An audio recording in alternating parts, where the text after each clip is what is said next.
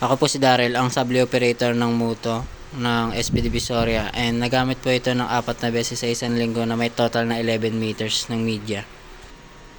Printer head, huling palit po nito is October.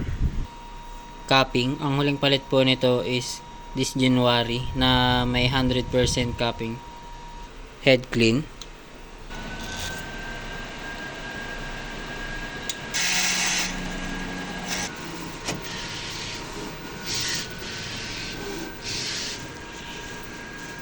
Nozzle check. Ito po yung ink waste tank, na-dispose po ito kanina. Ito naman po yung AVR na merong 150 volts. Tapos sa likod po yung ground wire. Ito naman po yung ink system. Ang ink level po ay tama lang. Ito naman po yung stocks namin. Yung nasa yellow crates po yung use, and yung nasa gilid po yung unused. Ito naman po yung stocks namin ng sable. Production log na may total meter na 11 na media. Printer daily checklist. Cyan. Ito naman po yung sa magenta, yellow, black. Ito naman po yung media. Yun lang po.